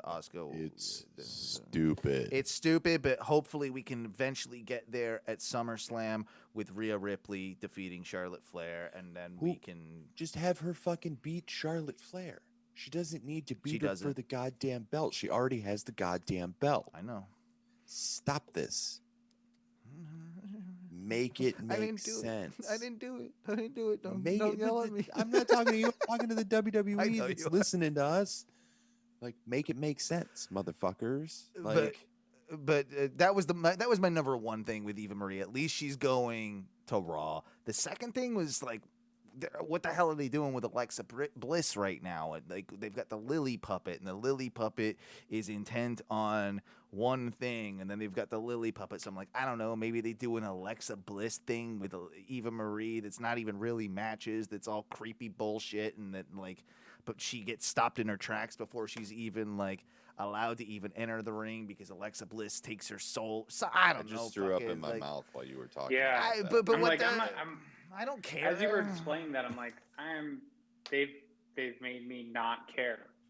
Yeah, somehow about what it hasn't even happened through the yet. Fiend and Alexa Bliss, and through what Alexa Bliss is doing with Lily now, they've made me not care. As soon as Lily became a thing, and they had the pictures, quote unquote pictures of Lily in Alexa's childhood and all those photos, I'm just like, oh my fucking God, are we serious? Yeah.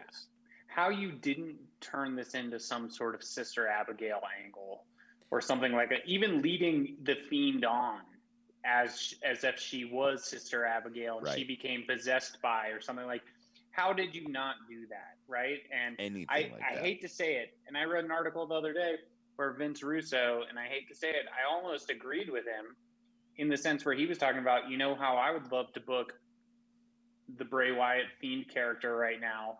He's like, put him in a fucking like psychiatric like fucking chair, like a and he's sitting there and being like, as the head of he's going through like, I was the head of the Wyatt family. I brought it to this point. I had the championship and all this stuff, and I lost it. Then I fucking reincarnated and became like this, like he's going through this like multiple personality type thing and like really going dark into it and like explaining how like I've never actually gotten to where I need to be. It's always been fucked up. Like I fucked it up, they fucked it up, or like, you know, projecting it onto something else, like whether it be WWE or whatever, like on this bigger thing, because I still don't know what you do with the Fiend and I still don't know what you do with Bray right now. But what they're doing with Alexa is rehashing in the most they're literally ruining her in the same way they ruined Bray. And I fear for Alexa at this point that I feel like Bray's going to be able to get out of it somehow, but then Alexa might be tarnished because it will take a long time for us to get all this stuff out of our heads. I like the idea of the multiple personality disorder within Bray. I think that maybe harkens back to the 3 Faces of Foley, and you can kind of use that. One of the things that I would do in that sense is I think you have to go comedy a little bit. And it has to be like, this would be like your last chance to do anything with Bray. But what you do with him is you make him almost the Husky Harris that he was in the Funhouse, where he's doing the Muscle Man dance. And I think you have a rebirth of Bray in a few months' time that he's still twisted. It's still like, we know, he knows. Like, it's still back there, but it's like this twisted thing that we can all get behind that plays in with the Funhouse, that plays in with the Muscle Man dance, plays in with the Bray that wears the sweater. I don't think we want to see that Bray wrestle. That Bray becomes the Muscle Man. And that Bray can be something to differentiate between the Fiend and the original cult leader, but can at least have some path of redemption into, because you can do the switcheroo. You can do things where you have him on different nights be different people. And if you were to go that route, I don't know, maybe that's just me wildly booking, but I'm out of options, like, with him. Like, there's not much left. They took it to the extreme with the fireball and like things like that. The burnt Fiend or crispy Fiend, whatever you want to call him, fried Fiend, country fried Fiend, and then bringing him back, which I thought they did that in a okay way. I was okay with the way that they did that. But beyond that, I agree. I don't know what you do and like what you actually do with him and say, like, which is sad for him. But I mean, I also think he's been good at being able to at least position himself and kind of like not reincarnate, but like have a new life. But like, how many times can you do that? Right? Yeah. And this could have gone on a lot longer. Like, he could have been the Fiend a lot longer and gone on this streak, and without it being had to do stupid. the Orton thing, and yeah.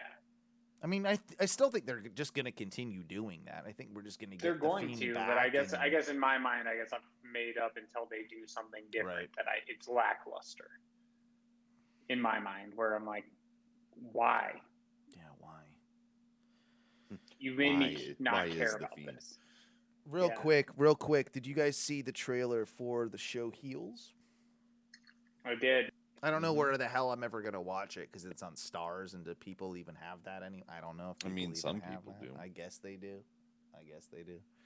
But it looks good. It looks entertaining. Stephen Amell is, clearly into the wrestlings, and he looks the part. So yeah.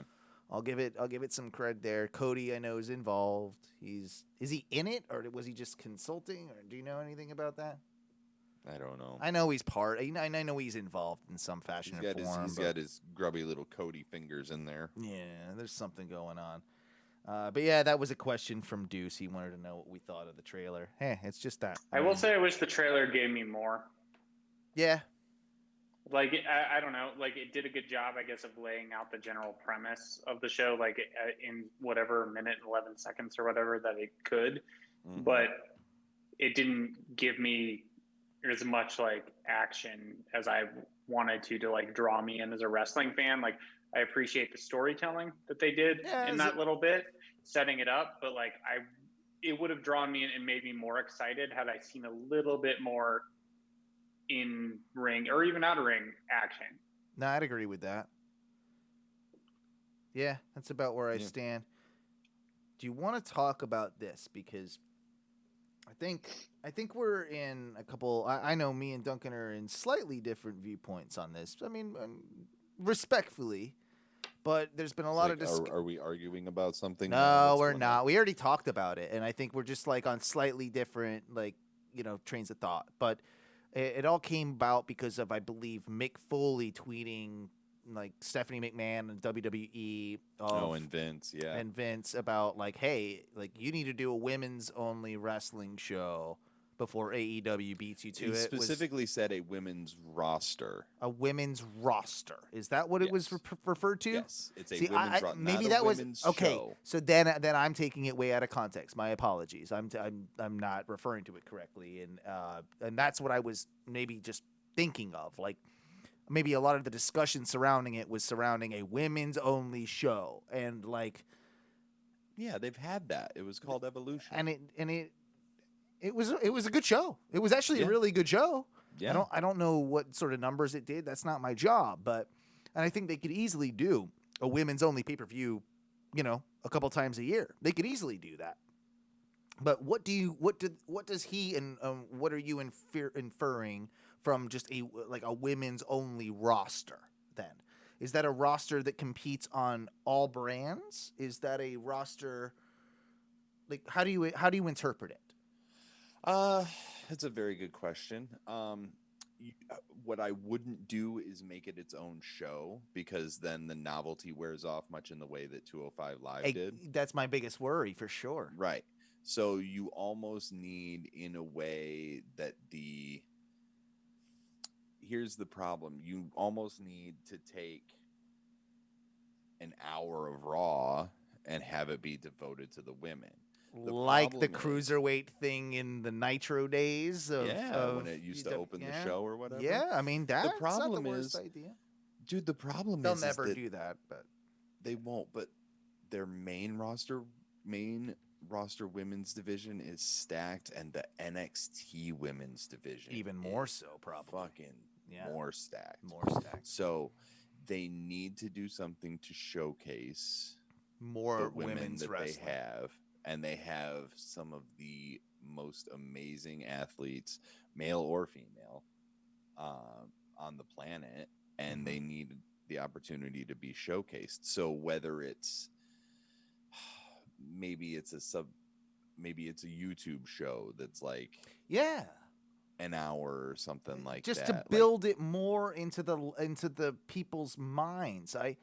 I'll be honest with you. When I got back into wrestling, probably, what would you say, 6 years ago? 2013. Was it 2013? Jesus Christ. 2013, when I got back into wrestling, right? And not for misogyny reasons, I had a bad taste in my mouth with women's wrestling. I found it less interesting. I found it weak. I found it worse to watch. That was the piss break, make a sandwich match, right?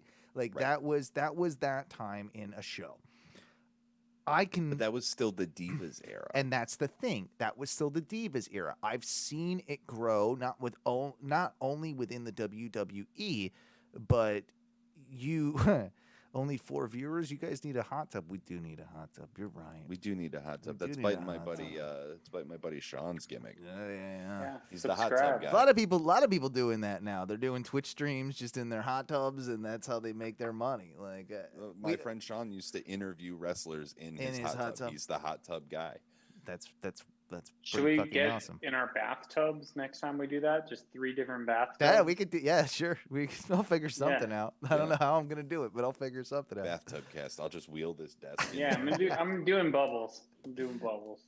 But yeah, like I definitely think that it's changed over time, and that's not only WWE, but of course like AEW. Well, way more than AEW, just indies in general. Kind of seeing intergender matches, seeing women's wrestling as a whole develop and being taken more seriously.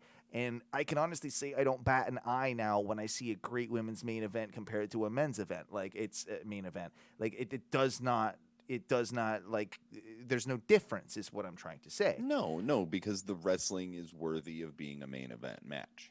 I will also say, and I heard this on another podcast, and I will steal it, but I thought it was a very, very valid point. In the essence that, yes, the WWE has totally turned things around and making the women's revolution happen and getting better and turning away from the divas side of things. Yet, they're the ones to blame that caused the problem in the first place. They're fixing their own problem. It's not like the problem existed before they came along and treated women as objects in a wrestling context. And now they're wanting to be seen as heroes for, look at us, we're totally cool now and respect women and I don't know. At the end but of the dude, day, they caused You can't it. even say that, but you can't really give them shit for that. It's been 5 years that they've been really pushing women's wrestling. Like, it's not a new thing. They've done well. It's not. I mean, yes, they are fixing their own mistakes. You are absolutely right. Like the 90s women's wrestling was fucking atrocious, and the early 2000s was terrible as well. The goddamn butterfly belt, like it was just, you had a small handful of women who were really good female wrestlers, and then there was just the divas. Someone did a Photoshop the other day of Rhea Ripley with the butterfly belt, and wow, does that look out of place, by the way. Right. Yeah, I can only imagine. I don't want that to ruin anything for me, so I'm not going to look it up. No. But I think another thing, but they haven't done themselves favors in that 5-year push either. Like for the amount they've done and pushing those women, they did keep it to talk about like the binary choices, like we were talking about with like Roman, Drew, Brock. Like it's like Sasha, Bailey, Charlotte, Becky, like Charlotte. like Becky, Asuka. Like you had that. Now we finally have some new blood in. Like okay, yeah, they've done it now. Ripley, like right, we have Bianca Belair, but it's still not as open as it should be. And we can also make that same argument for AEW, which we've talked about on many podcasts, and the women's division on that. I also don't think that they did a great job when they relied and put all of it on fucking Ronda Rousey's shoulders. Right. They literally threw the entire fucking women's division on her shoulders. And then the man came out of that, which was great for them. And then she was able to kind of like carry that load. And then the only reason they did that all women's pay-per-view, what was it? Evolution. Women's Evolution. The remix edition. They fucking did that, and then they chose not to do it again the following year. That shows you how much faith they had in it. Yeah. They weren't willing to even just do it 2 years in a row or 3 years and establish it, which makes it mean something, as opposed to, we have Ronda Rousey, we're going to fucking do this. Yeah, even if it was an annual thing. Like, even if you just once a year do an all-women's pay-per-view for the network, like, especially in this era with Thunderdome, I'm surprised they haven't done that. It's just a change of scenery for things in this whole in this whole time. It's kind of bizarre. I think it will happen. I'm still confused as to what just like the women's roster thing truly means. Like, would you just have like? I do kind of love the idea of having a roster of women that can cross brands and that can like work on multiple shows. I think you still have an NXT thing. Like, I think what Foley is really trying to say is that like if you don't have a show, like a show and a roster specifically for women, then AEW will beat you to it eventually. Yeah. So get to work on it. Maybe not right this second, but maybe. And I don't think he's wrong about that. No, he's probably not. I mean, they could do, like you said, even if it was an hour-long YouTube program shot at the PC with up-and-coming women's talent. Yep. They would have an audience, and it, you either put it on YouTube, you put it on Peacock, or you put it on both. Like it, right? It's not like you don't have a distribution method that is the click of a button. It's not like you need your television deal to do that. But it would probably help people get more reps. It would probably people get more TV time, even though it's not. It would help, but it would also help build those stars in the way that the early episodes of BTE did. Mm-hmm. Yeah.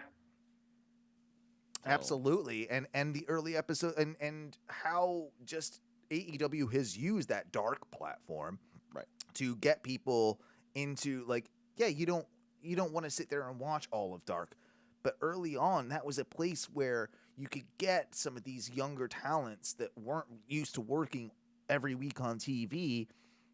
That's where the camera is. That's where, like, you can get them advice because they're it's exactly. And that would be beneficial for everyone, including the women. And, I dare say it's happened already. WWE have done it with the cruiserweight shows, like the 205 Lives and everything, because you've had so many guys, and we forget about this. We're having, like, guys that have come out of that, like, 205 program that are now, like, a big deal.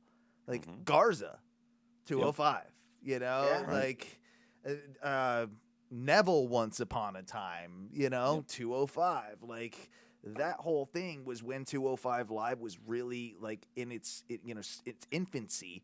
But we've seen so many now. Like, we've seen a lot of people that have gotten that championship, and maybe, like, we don't watch 205 Live, but they've gotten then to a point where they can use them on NXT main brand and eventually into the main roster. So it as a developmental, it can still work.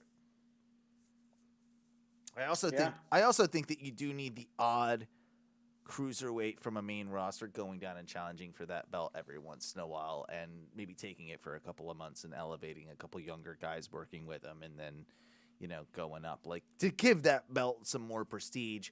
Somebody that can actually put that cruiserweight belt. I know it's seen as it is just kind of the NXT, right? It's the NXT cruiserweight belt. Yeah. We'll never see that really on the main roster, but I think it'd be cool if every once in a while we did. That, I guess, is my point. And I also don't disagree. But to that point, I also think that every once in a while they should do these crossover matches with, like, an NXT North American champion and the US champion, or like Intercontinental and, like, that type of thing. Like, not necessarily main event, but you can have your mid-card champions against each other, elevates the NXT talent, makes it more interesting for the fans, and having, a Sheamus against a Karrion Kross, or, like, right, whatever it is at the moment, or a Keith just Lee, get a little bit of crossover. And I mean, Karrion Kross and John Cena were teasing a match with each other on Instagram back and forth a couple of weeks ago. Like, somebody asked Karrion Kross about, I don't need that match. I don't need that match. That's one I'm actually not. I'd give 0 fucks about. Karrion Kross, but I think, has, like, that I don't know, crossover with NXT. I mean, we saw it when they did the NXT kind of invasion angle a while ago. But I think, like, you get into looking at what AEW is doing, breaking down and breaking through, the forbidden door, and, like, being able to do that. I think, and we talked about it earlier, do they do it with MLW? No, they just need to do a better job of it with NXT.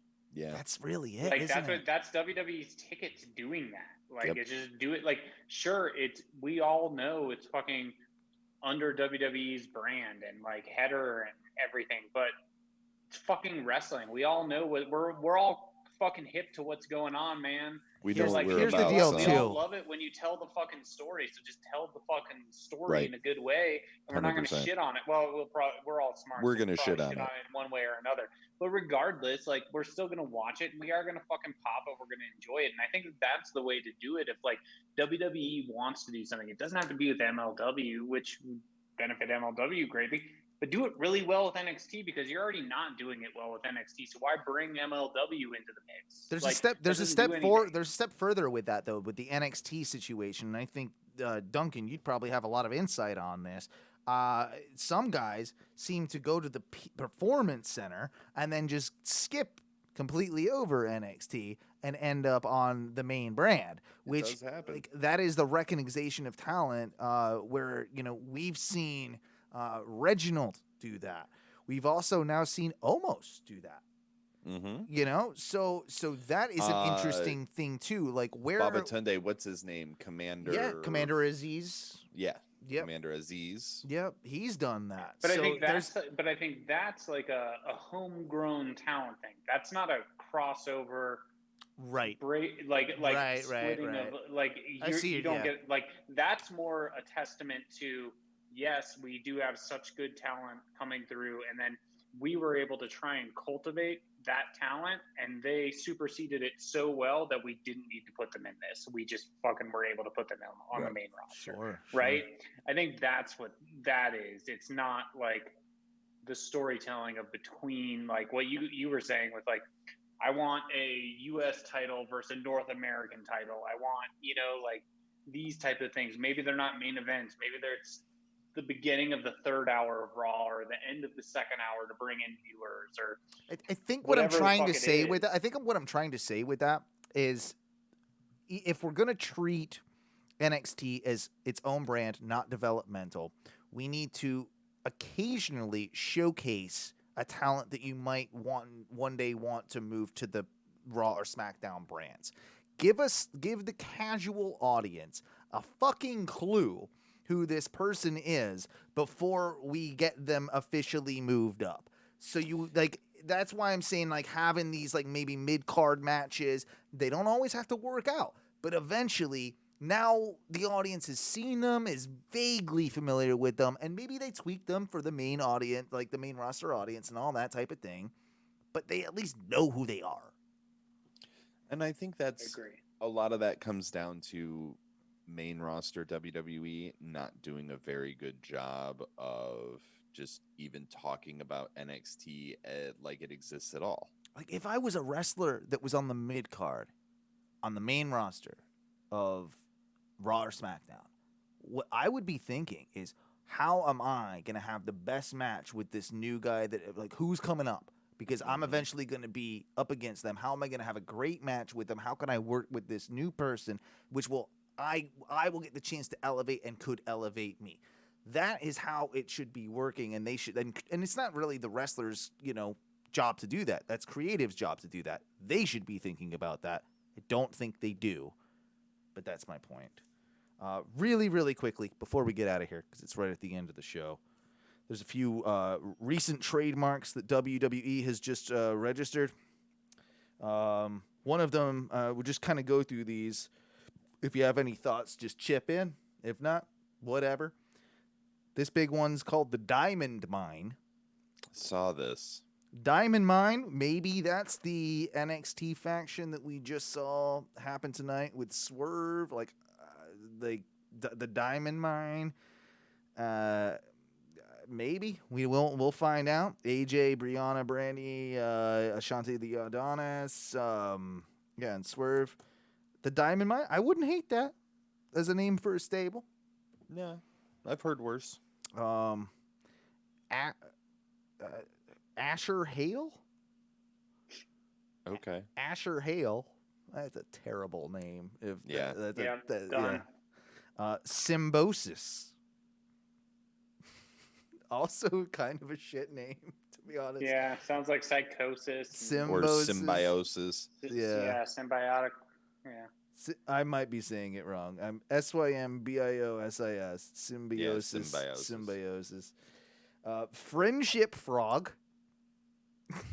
It's the Fiend's new character. Yeah, I was gonna say that's something. Yeah, for it's probably It's Bray Wyatt's Alexa. new It's character. probably Alexa.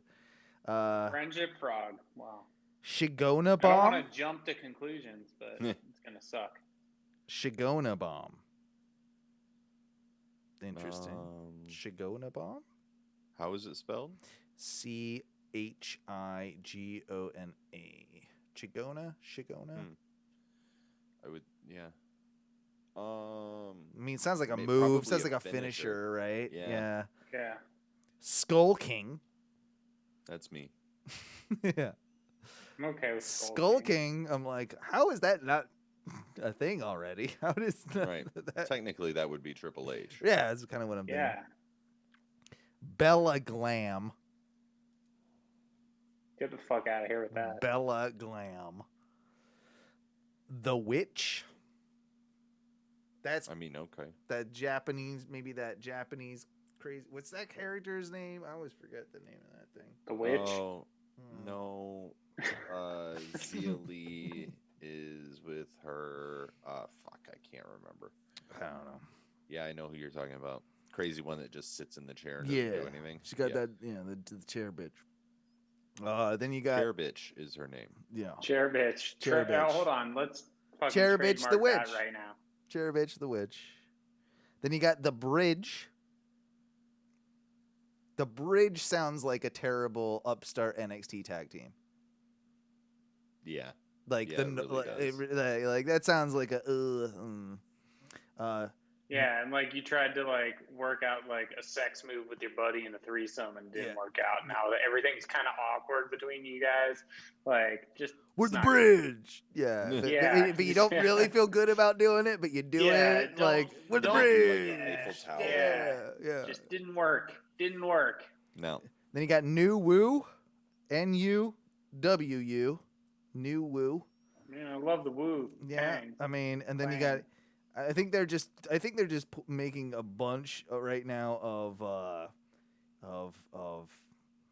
Asian sounding names that they're just making up because like the next few are just that you got Quio, Quan, Quio, Liang, and Louis.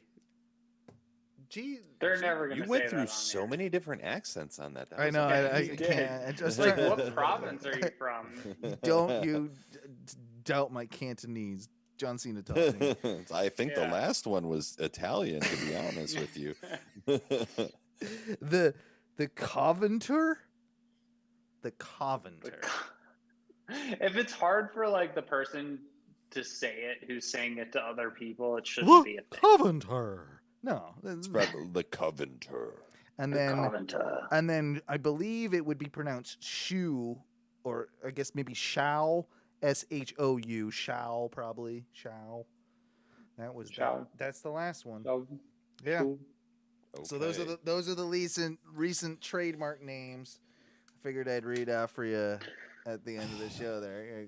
All exciting stuff. Diamond Mine was the most exciting one. Yeah, when I first read the Diamond Mine, you're like, oh, that's like kind of shitty. But then you heard the rest of them, and we're like, wow, those are all way shittier. Diamond Mine's a fucking 10-point buck. Yeah, exactly. Right. So I do have one thing before we get out of here. Please, let's do it. And I would love for you to do this whenever, Owen, you decide to shave the beard. Can you please, and Duncan, I wish I had asked you to do this. You just don't have the length right now. Right. You used to have like way more length. I'm keeping it. Your length used to be, I know. But can you please shave it into a Butcher from Butcher and Blade? Like, just shave this part and let those mutton chops just from the, like, even if it's just for like the few minutes in between. Well, get those couple of pictures. Does he have he's got mutton chops and the mustache, right? Is that what he has? I thought he just had a mustache. Does he have mutton chops too? He has the chops into. He has the chops, but I want you to combine it with the mustache. I could do that. I want it's the old Triple H. Flow. Yeah, I want the full flow from the mustache to the mutton chops without this.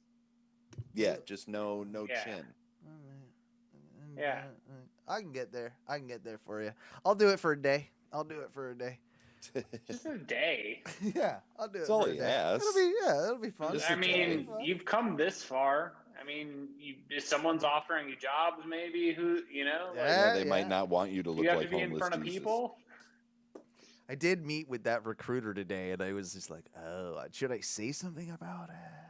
Like I was like, About your beard, you're just like, this is where all my power comes from. Yeah. You're like, what year is it, man? I don't know. He liked it. Whatever. He actually didn't say anything about it. But yeah, I probably have to. I will probably have to cut that off if I get that job. But that being said, anything else we want to throw in there last minute, boys? Duncan, I don't think so. you need to probably go to bed. I'm a little tired. Yeah, you got like 4 hours sleep over the last 2 days or something. I mean, probably. Yeah. Go get some sleepy poos, okay? It's fine. Go get some sleepy totally poos. fine. Do it for me. Duty calls, sir. Boys, I love you. We will see each other next week, hopefully at the same time. Hopefully you can make it, Matthew, because it is a predictions week. We'll be in Massachusetts. Yeah, oh, wow. Oh. Back on the road Coming again. to you God from damn the it. place where they make cranberries in the marshes for Ocean Spray, Lakeville. Oh, okay. I like some cranberry. I'm a cranberry guy. Yeah, I'm gonna bring the tartness. I like it. Maybe we can bring the belt back home. Maybe we can bring the belt back I will home. bring the belt. I will bring the belt back home. Don't you worry about that. Oh yeah. Belt's already home. The longest reigning and soon to be retaining. I don't know, man. Champion. The Sharp Break Kid's coming after you. I'll say that. I mean, such an amazing card with WrestleMania Backlash. Can hardly wait. That being said, boys, hopefully we get a couple of surprises over this next week as to how that card shapes up. I love you both. Please check out OhnoWrestling.com, OhnoMedia.com. Find our Facebooks. It's easy. You type in our names. It's like Ohno Wrestling and just type it in. Do people not type things anymore? I don't know. Twitch.tv/ONRS Live. If you are listening on the podcast and want to ever check us out live on a Tuesday night at 9 p.m., seems like it's our usual thing. And, of course, if you want to leave us a voicemail, you can do so at 407-906-6466. What do we do when we get out of here, boys?